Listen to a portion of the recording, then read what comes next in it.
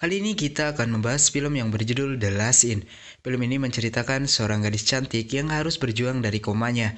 Meski begitu, film ini juga ada adegan horor dan pengorbanan seorang pria yang rela kehilangan nyawa demi wanita yang dicintainya. Tak perlu lama-lama, kita langsung aja ke alur ceritanya.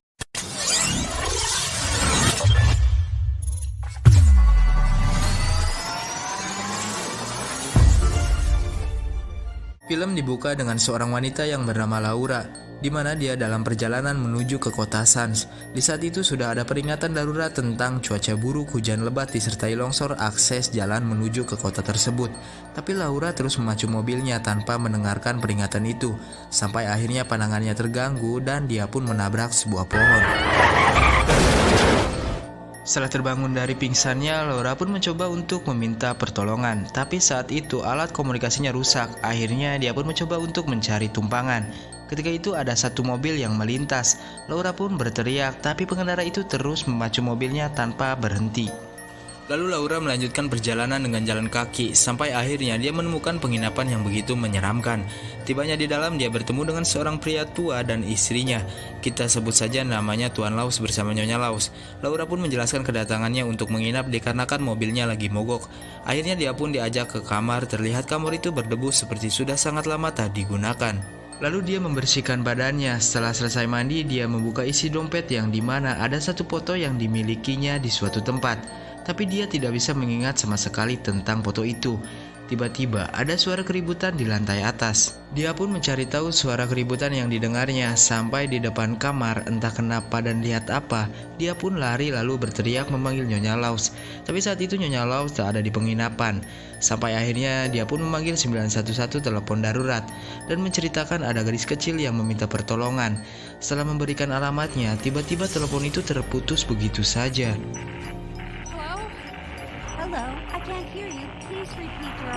Dan lalu ada seorang pria yang memanggilnya. Ya, pria muda itu bernama Stephen. Lalu Stephen memberitahu bahwa suara yang didengarnya itu berasal dari lantai 3, seorang ibu yang bernama Britney dan anaknya. Mereka pun mengecek ke kamarnya untuk memastikan apa yang terjadi. Tapi karena ibu dan anaknya ini sering menutup diri, mereka tak dapat jawaban apapun. Dalam perjalanan ke kamarnya, Laura berkata kepada Stephen bahwa dia tak asing sama dirinya. Seperti mengenalnya, tapi dia tidak ingat karena kecelakaan membuat separuh ingatannya samar-samar. Setelahnya dia pergi ke kamarnya untuk tidur. Ketika tidur, dia pun bermimpi aneh tentang penginapan itu, di mana dia berjalan keluar kamar lalu bertemu dengan bocah yang wajahnya menyeramkan.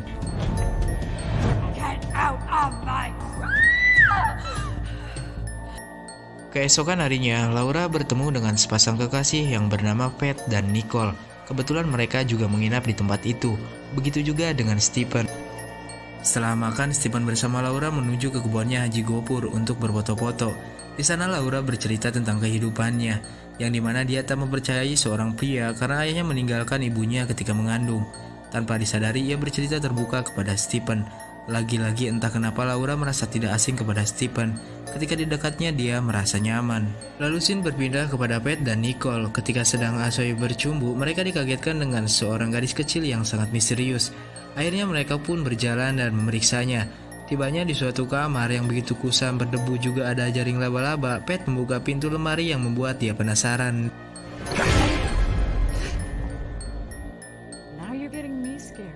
Setibanya di penginapan, Laura menemui Nyonya Laus untuk meminjam telepon karena ia ingin menghubungi bengkel terdekat atau jasa derek untuk memperbaiki mobilnya.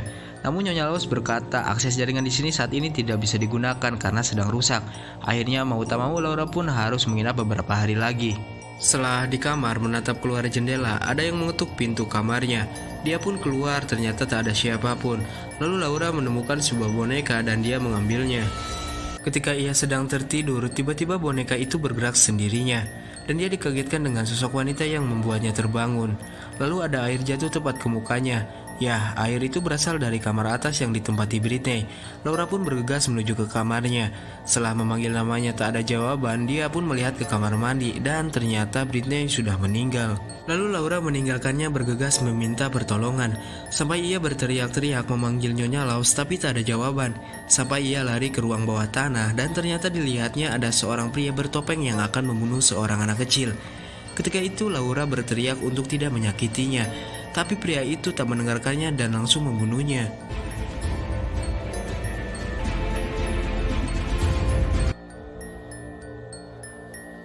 Dia pun terus mencari pertolongan. Saat berlari ke atas tangga, tiba-tiba mayat Britney muncul dengan keadaan tergantung yang membuat Laura jatuh pingsan. Setelah terbangun dari pingsannya, Laura menceritakan kepada Stephen Nicole bersama Pat bahwa ia melihat orang yang membunuh anak kecil di ruang bawah tanah. Begitu juga dengan Britney, dia melihatnya meninggal di kamar mandi. Tapi tiba-tiba Britney datang dan berkata bahwa tadi Laura berjalan tidur ke kamarnya. Nicole bersama Pat pun keheranan dan merasakan ada sesuatu yang aneh di penginapan ini. Hari ketiga di mana Nicole bersama Pat menginap di tempat itu, mereka memandang foto Nyonya Laws saat muda, di mana mereka berpikiran sesuatu yang janggal dengan wanita itu bersama suaminya. Tak berselang lama, Nyonya Laws pun datang membawakan makanan seperti biasanya. Di sana Pat bersama Nicole menceritakan tentang kejadian semalam yang menimpa Laura, dan berpikirnya Laura tidak tidur berjalan melainkan melihat hantu. Tapi Nyonya Laws berkata tidak mungkin di sini ada hantu, dan di ruang bawah tanah pun tak ada kejadian apa-apa. Ketika Laura datang, Nyonya Laws pun bertanya tentang kejadian itu. Tapi Laura menjawabnya mungkin itu hanya halusinasinya saja karena efek kecelakaan. Ia juga bertanya kepada Nyonya Laws apakah jalanan sudah aman, cuaca sudah tidak lagi buruk, karena Laura bersama yang lainnya akan melanjutkan perjalanan. Namun dia menjawab bahwa cuaca masih sama lalu pergi begitu saja, dan membuat Pat bersama Nicole merasa ada yang aneh. Selesai makan, Laura bersama Stephen menuju ruang bawah tanah. Di sana ia menemukan sebuah goresan di dinding yang membuatnya berpikir kejadian semalam ternyata bukanlah mimpi. Setelah menyusuri lagi ruangan itu, Laura menemukan sebuah boneka yang dimana boneka itu ditemukannya beberapa hari lalu. Tapi dia sudah membuangnya. Lalu pikirnya aneh kenapa boneka ini ada di sini. Setelah itu, Stephen mengajaknya ke kamarnya untuk bersilaturahmi birahi. Maksudnya melihat karyanya. Tak keberatan, Laura pun menyetujui ajakannya. Saat melihat ke kamar Stephen, dia melihat foto tempat kuliahnya. Ya, ternyata Stephen satu kuliah di tempat yang sama dengannya. Mengapa ia tak heran jika merasa pernah mengenal Stephen? Tapi ingatan Laura yang samar-samar membuat dia tak sepenuhnya mengingat semuanya. Hari keempat di mana mereka semua menginap, Nicole yang sedang berjalan ke kamarnya sendirian, tiba-tiba dia melihat anak perempuan yang seperti sedang main petak umpet. Dia pun menghampirinya, namun anak kecil itu tiba-tiba menghilang. Lalu dia membuka pintu lemari di mana di situ ada papan roh atau papan permainan yang bisa mengundang orang yang sudah mati. Malam harinya dia mengajak Pat bersama Laura untuk memainkan permainan itu. Setelah beberapa saat mereka membaca mantra, pensil yang dipegang mereka terasa berat, seperti gerak sendirinya. Lalu Nicole mengasih pertanyaan kepada papan roh itu, begitu juga dengan Laura. Dia, what the hell is this? Steven, you scared us. Setelah melakukan permainan itu, Pat dengan Nicole melupakan sesuatu. Ya, mereka belum melakukan pengembalian roh itu ke asalnya. Namun Pat berkata bahwa permainan itu hanyalah mitos belaka, tak akan ada kejadian apapun, dan melanjutkan permainan yang lebih asik. Saat di kamarnya, Laura membuka laptopnya yang dimana ada foto persis sama dengan foto yang dimilikinya.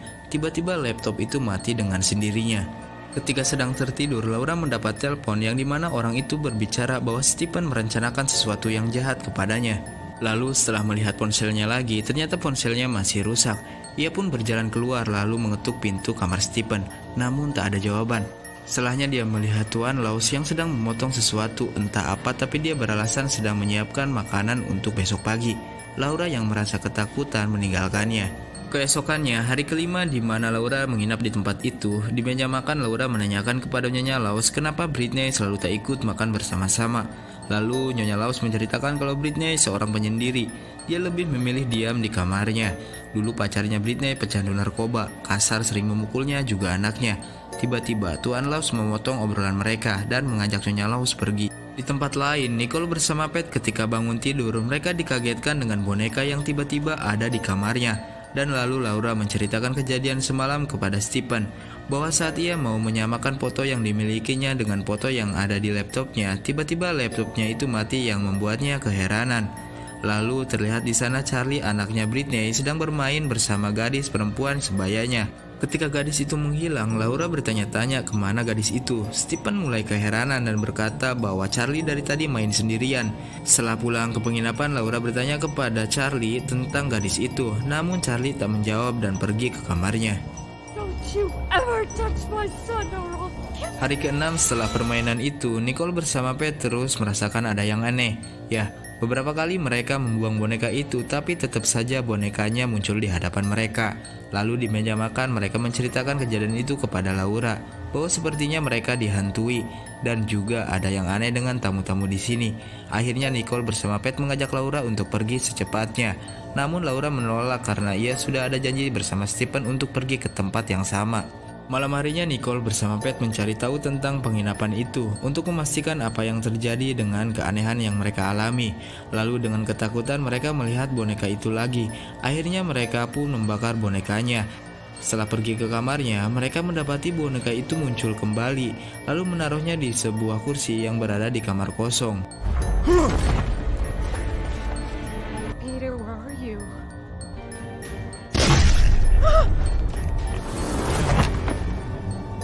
Nicole bersama Pat pun tak sadarkan diri, seperti ada roh yang memasuki tubuhnya. Lalu Laura datang dan menceritakan bahwa mereka telah melakukan permainan yang mengundang roh. Mungkin itu alasan Pat bersama Nicole tak sadarkan diri. Lalu Nyonya Laws pun membantah omongan Laura, menganggapnya telah melantur. Ketika Laura bersikeras tentang hal itu, tiba-tiba Stephen memotong omongannya. Dan Nyonya Laws pun berkata kepada Stephen bahwa waktunya telah habis. Sesaat kejadian itu, Laura marah kepada Stephen bahwa pikirnya dia telah menyembunyikan sesuatu entah apa, tapi Stephen tak bisa menceritakan apapun kepada Laura. Kelak dia akan tahu jawabannya sendiri. Malam harinya dia mencoba untuk mencari tahu apa yang terjadi dengan kameranya. Setelah berjalan beberapa langkah, ia mendapati di dalam kameranya ada sosok wanita yang sering menghantuinya. Dia pun lari ke kamar Stephen, namun Stephen tak ada di kamarnya. Kini dia pun lari ke dalam hutan. Setelah itu dia menemukan kuburan Nyonya Laws bersama suaminya. Laura pun semakin ketakutan, lalu bertemu dengan Nicole dan Pat yang sedang berlari juga karena ketakutan melihat hantu. Kini mereka mencari jalan keluar dari tempat itu. Namun setelah beberapa langkah, mereka menemukan sebuah jasad yang dimana jasad itu Pat bersama Nicole sendiri. Ya, kini mereka sudah menyadari bahwa mereka sudah mati karena tersapu oleh banjir. Seketika itu Pat bersama Nicole menghilang. Tetapi tidak dengan Laura, kini dia harus mencari jalan keluar sendiri. Tapi anehnya dia malah kembali ke penginapan itu. Setelah masuk ke dalam, dia melihat bahwa Britney sedang menusuk-nusuk pria dengan pisaunya.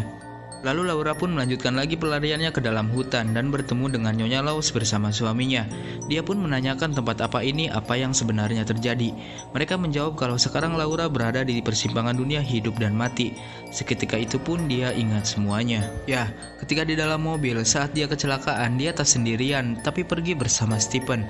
Ketika itu lolongsoran batu besar akan jatuh tepat di atas mobilnya. Tapi Stephen melindungi Laura dengan cara dia mendekap Laura, sehingga saat batu itu menimpa mereka, Stephen lah yang duluan tertimpa reruntuhan itu.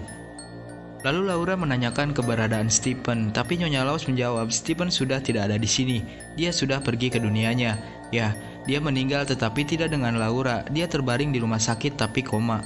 Tepat 7 hari ini, jika ingatan Laura tidak kembali sendirinya, dia tidak akan bisa kembali ke raganya.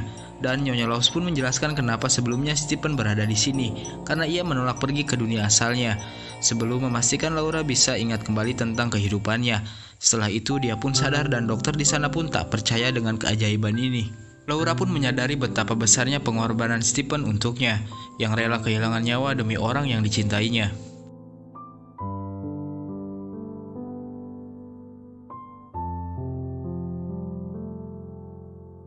Setelah sembuh total, Laura pun kembali ke aktivitas biasanya, kuliah dan jajan boba. Lalu teman kampusnya Laura maksud untuk memperkenalkan cowok kepadanya, tapi Laura berkata bahwa ia sudah mempunyai pacar. Setelah di rumah, dia pun memainkan permainan pemanggil roh yang diingatnya waktu koma, dan film pun berakhir.